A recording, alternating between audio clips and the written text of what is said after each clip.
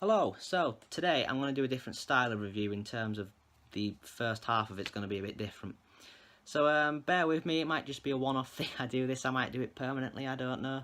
See how it goes, so yeah, bear with me on this. Enjoy. So, today I'm taking a look at this album, 1973's Band on the Run. So this was Paul's fifth album post-Beatles and the third Wings album. And it was very well received. It was a commercial success. It put him back up of the level of the Beatles, and yeah, it was very well received by fans and critics. It all goes back to the split of the Beatles in 1970. So Paul's solo career began with the album McCartney. This was purely just him on his own, but wasn't well received when it came out. It was seen as incomplete and a load of crap by a lot of people, including John Lennon. Following on from that album was Ram. This time it was credited to Paul and Linda McCartney though. Again, this album wasn't very well received by fans and critics, although it did have a #1 single in the US, Uncle Albert and Admiral Halsey. Then came along Wings, a new band started by Paul. Their first album, 1971's Wildlife, was again not very well received. It was considered rushed and a bit rubbish, to be honest with you. And then finally came Red Rose Speedway in 1973. This one was considered a bit better, but still not very good. And Wings was still not looked upon as a proper band. So Paul needed to do something in order to make them come across as a proper band. So things began to look up for Paul in 1973 when he released My Love as a single on the 23rd of March 1973. And when I go away, I know my heart can stay with my love. It's understood, it's in the hands of my love. And my love does it good. This song peaked in the UK at number 9 and at number 1 in the US, and made Paul look like a serious musician again. It was his most successful song, arguably, after the Beatles, up until this point. Following on from that, just 2 months later, was Live and Let Die, which was the title song of the Bond film out at the time. When you were young and your heart was an open book, you used to say, live and let live. You know you did, you know you did, you know you did. But if this ever-changing world in which we live in makes you give in and cry, say live and let die. It made number 9 in the UK and number 2 in the US, and was produced by George Martin. Paul was definitely getting back on track at this point and heading in the right direction towards a bigger success. He had a number of songs written by this stage, and he was ready to record them, so he got a list of EMI studios as he was fed up of recording in the UK. He considered a lot of them, with Rio being the most seriously considered. So Lagos was considered, and was the one they went for, because it was the most interesting to Paul, because it would give the African vibes. However, at the time, Lagos had just come out of civil war a few years before. It was run by a military government, and corruption and disease was very common in Lagos, so it wasn't probably the best place to go, but Paul wasn't really aware of this. He just thought of Africa and the African vibes. So yeah, it wasn't a very good idea to go in hindsight, but he went for it. However, a few days before Wings were due to fly out, lead guitarist Henry McCullough and drummer Denny Sywell quit the band. Initially, Paul was very upset about this, but in the end he just went for the screw them approach and thought they'd make an album that they wished they were on. However, when they arrived in Lagos and got to the studio, that didn't look like it was going to happen because the studio wasn't actually built, so they had to get to work in building the studio. So, with those two gone, it left just Paul and Linda and Denny Laine. They took Geoff Emerick with them to be the engineer. He worked with the Beatles on Sgt. Pepper, Revolver, bits of the White Album and Abbey Road, and was often considered Paul's man. So he was with them to get the sound right. Of course, quite famously, whilst they were out there, Paul McCartney was mugged, and he also collapsed and was actually presumed dead at one point initially, but thankfully he didn't die. They did manage, however, to record the backing basic tracks of the songs, and then they returned to London to finish them off. at Air Studios in Abbey Road. So, the orchestration was also done at Air Studios by Tony Visconti, who was, of course, the producer of David Bowie and T-Rex at the time. And once his orchestration was added and all the vocals were finished, the album was finished. Well, the rain exploded with a mighty crash as we fell into the sun. And the first one said to the second one there, I hope you having fun. Band on the run. Band on the run. Now, of course, the cover is a famous part of this album. The famous prison break photo was the idea of Clive Arrowsmith. Clive Arrowsmith was a photographer and an artist who Paul had known for quite a lot of years. Him and John had gone to art college with him. It had a number of famous people on it, including Michael Parkinson, Kenny Lynch, James Coburn, Clement Fraud, Christopher Lee and John Conter. Apologies if I've read the names wrong, I can't read my own writing. The album cover was one of the most famous of all time and was considered the opposite of Sgt. Pepper. Whereas Sgt. Pepper featured the famous faces of the past, this album featured the famous faces of the present.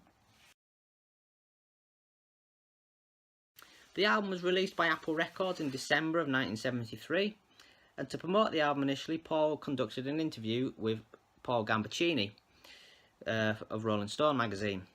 The interview didn't have much success though, because it wasn't very successful at first when this album came out, because of the bad taste a lot of people had about Wings from the first few albums. Thankfully, however, it picked up in 1974 when Jet was released as a single in both the UK and the US.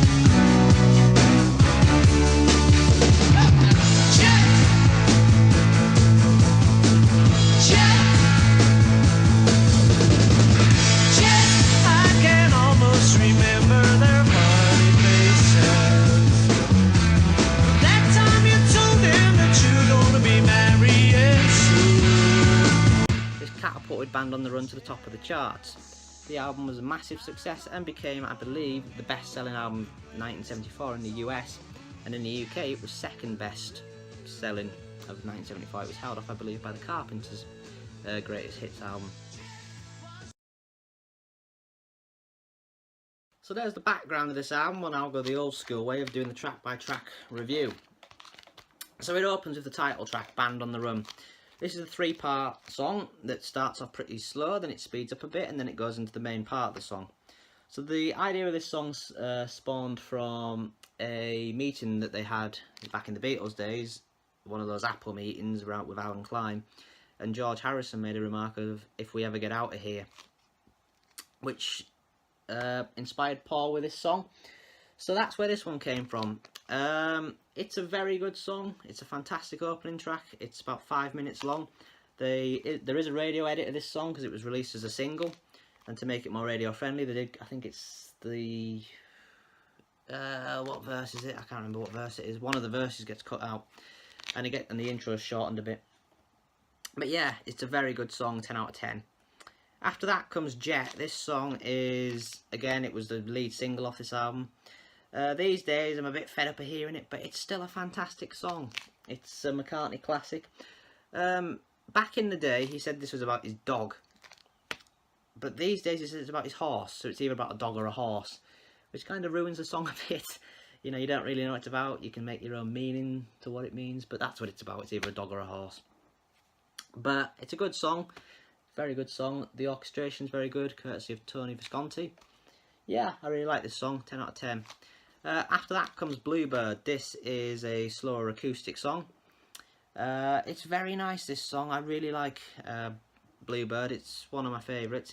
Some people would think it's a sequel to Blackbird just because the name of it's Bluebird. It's not really though. And the harmonies courtesy of Linda on this song are astonishing. So I really, really like this song. After that comes Mrs. Vanderbilt. This song, again, very good. Surprised Wings never did this song live. This could have been a single. I think it was maybe, in fact, was it a B-side? It was maybe a B-side to Band on the Run. But it was very, very good song. Very catchy. This one, unlike a lot of this album, kind of has African vibes to it that's been picked up on this song. But yeah, it's a very nice song, 10 out of 10 again. Then we have Let Me Roll It. This is probably my least favourite song on this album, actually. It's a fantastic riff, but my biggest issue with it, I'm fed up of hearing it. It's the one, like I said before, I'm a bit fed up of Jet, but at least with Jet, I'm not completely fed up of it. I still listen to it. This song I don't like listening to anymore. It's one of the very few Beatles and Paul McCartney songs that I have become fed up of. But anyway, it's kind of like a little subtle reference maybe to John Lennon, this song. It's very Lennon-esque with the vocals and the guitar riff, very Plastic Ono Band sounding. So yeah, it's very nice. So then we go into side 2. This one opens with Mamunia, or Malamunia, however the hell you say it. This one is probably the most African sounding song on the album, the one that's picked up the most African vibes. So one critic, reviewer, whatever you want to call them at the time, said this song's opening sounds very, very suspiciously like George Harrison's Give Me Love, Give Me Peace on Earth. And I didn't really notice until I read that review, and now I can't get it out of my head. It does actually sound like it, but yeah. So something I didn't say earlier on in the background bit is when they went to Lagos, it was storm season. And that kind of, I didn't show you the back, that kind of inspired this song a bit with the you've never felt my rain, you've never felt the rain, my friend, till you felt it coming down your back. So yeah, it's a really nice song. I really like this one. I think this was a B-side initially, but I think it was the B-side to Jet on the initial presses, and then after that it got replaced, I think, with Let Me Roll It as the B-side to Jet. After that comes No Words. So this one is an interesting song because this is the Denny Laine song of the album. It's credited to McCartney and Laine, but apparently Denny Laine, I think, said that he wrote this song and Paul maybe wrote one line and then took 50% of the credit. So it's co-lead vocals really between Paul and Denny. It's a really nice song. They didn't do it live until the final Wings tour, which they did a fantastic job of it. Yeah, it's a really nice album, this. A really nice song even, I should say. So yeah, I like No Words. It's one of my favourite songs on here, actually. So after that we have Picasso's Last Words, Drink to Me. So this one was inspired by Dustin Hoffman, actually, who Paul met. I believe they were in, I think it was Jamaica. Pablo Picasso just died. And Dustin Hoffman asked Paul if he could write a song about anything. So Paul said, go on, try me. So Dustin Hoffman said to him, Picasso's last words were, drink to me, drink to my health, you know I can't drink anymore. So then Paul started strumming it on a guitar and singing that. And Hoffman, not the bloody Simpsons, Hoffman started saying to his, I think it was his wife, look, he's doing it. Because he was writing a song right in front of him. It's a really nice song. This one, it then kind of has a bit of a drunken vocals as well, which is nice. And it has a slower acoustic version of Jet in it and Mrs. Vanderbilt. And then finally, the closing track of the album, 1985. Fantastic song, great piano riff, reminiscent, I suppose, of Lady Madonna. This is a song in which Paul was looking at the future, where he envisioned 1985 as being like, I suppose it sounds a bit like an apocalyptic world. Now, of course, it's 2018, it's Paul looking at the future from the past. Paul looking at the future from the past. Of the past, but it's now the past. It made more sense in my head. So yeah, 1985, fantastic closing track, and at the end of it, it has a reprise of the title track, Band on the Run, to sing the chorus again. It's very nice again, 10 out of 10. So of course, if you're in America, you'll be thinking, what about Helen Wheels? Because that sat on the American versions between, I think it was No Words and Picasso's Last Words. This song, Paul didn't want on the album, but the head of Capitol Records at the time wanted it on here because a few months before this album came out, Helen Wheels was put out as a single, and it was a top 10 single in the US. So the head of Capitol Records thought it was commercial suicide for Paul not to put Helen Wheels on his album. So Paul reluctantly gave in and said, alright, shove it on side 2, deep in side 2, so he did. Since then, though, the former head of Capitol Records, I've forgotten his name, I'm sorry, I should have looked it up, has said he was wrong and Paul was right. And I think all subsequent releases, correct me if I'm wrong here, in the US has gone to the standard UK track listings, where there's 9 of them. This is of course the archive edition, where, I don't know, you probably can't read that. Helen Wheels is on the bonus side, bonus disc. So anyway, Band on the Run. This catapulted Paul back to the top of the charts after 4 not very successful albums, although McCartney and Ram are now considered really good albums. So it's a very, very interesting album, this. It's one that is very, very heavily played. It is Paul's most successful album. It's Wings' most successful album. It's, I can't remember who said it, with the exception of John Lennon's Plastic Ono Band, it is the finest piece of work from any of the 4 Beatles. That is, of course, a matter of opinion. Yeah, it is a fantastic album. Am I fed up of hearing it? No, I'm not actually. I could still listen to this for years to come. I love this album. Other than Let Me Roll It, which I'm fed up of hearing. Yeah, it's fantastic. So 10 out of 10. Band on the Run. See you next time.